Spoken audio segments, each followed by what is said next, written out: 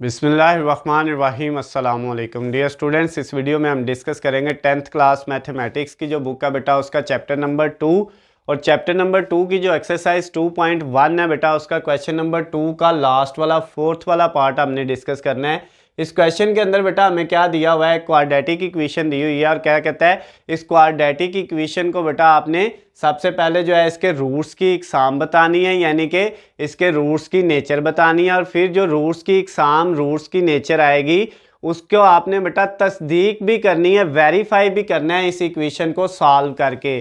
तो किस तरह से करेंगे बेटा, सबसे पहले हमने इस इक्वेशन में जो है ए बी और सी की वैल्यू निकालनी होती है। तो ए की वैल्यू बेटा इसमें 3 है, एक्स स्क्वायर के साथ जो वैल्यू होती है वो ए की है, एक्स के साथ जो वैल्यू है बेटा ये +7 ये बी की वैल्यू है और लास्ट पे जो एक्स के बगैर वैल्यू होती है जैसे -13 है ये सी की वैल्यू है। तो अब बेटा आपने क्या करना है, सबसे पहले जो है वो इसका डिस्क्रिमिनेंट फाइंड कर लेना है ताकि हमें पता चल जाए इसकी नेचर क्या है रूट्स की। तो डिस्क्रिमिनेंट का फार्मूला होता है बी स्क्वायर, डिस्क्रिमिनेंट को उर्दू में फ़र्क कुनिंदा कहते हैं बेटा, बी स्क्वायर -4ac। ये बेटा आपने फार्मूला लगाया, बी की जगह वैल्यू है 7, ऊपर स्क्वायर आ गया, -4 ए की जगह क्या वैल्यू है बेटा 3 है और सी की जगह क्या वैल्यू है -13 है। अब इनको मल्टीप्लाई कर ले बेटा, 7 का स्क्वायर 49 आ जाएगा, ये माइनस और ये माइनस क्या हो जाएगा प्लस हो जाएगा।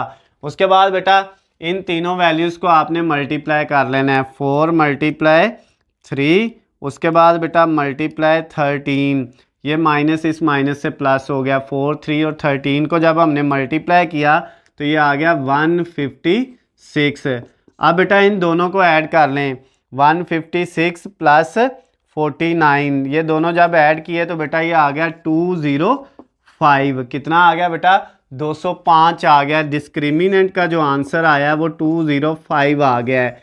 तो अब ये जो डिस्क्रिमिनेंट का आंसर आया है बेटा क्या ये नेगेटिव में आया है? नहीं, पॉजिटिव में आया है। इसका मतलब ये हो गया कि ये बेटा इमेजिनरी नहीं है, ये रियल नंबर है।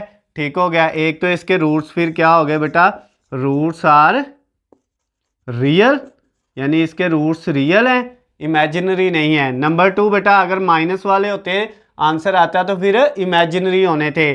उसके अलावा क्या डिस्क्रिमिनेंट का आंसर 0 आया है? नहीं आया।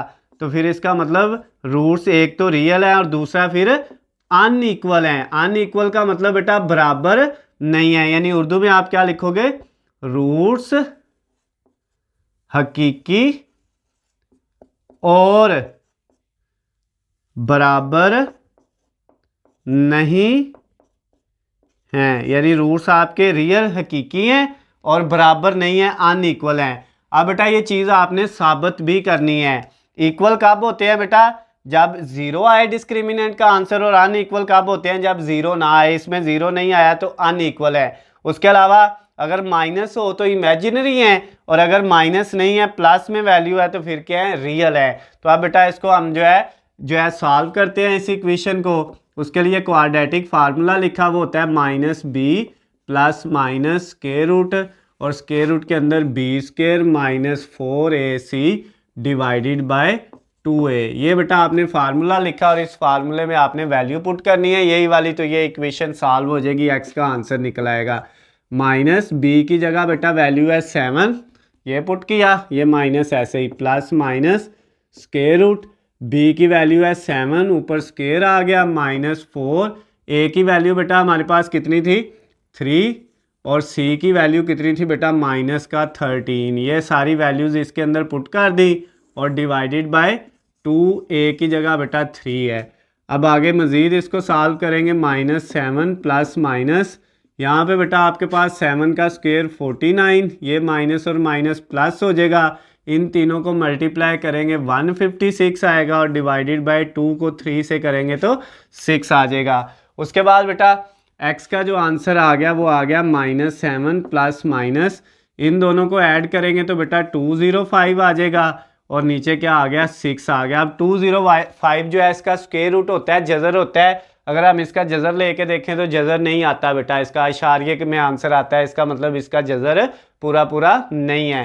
तो फिर अब बेटा x के दो आंसर आ गए, एक आ गया -7 +- यहाँ पे प्लस एक दफ़ा आपने रखा 205 डिवाइडेड बाय 6 और एक दफ़ा बेटा आपने क्या रखा x is equal to -7 minus के रूट 205 डिवाइडेड बाय 6।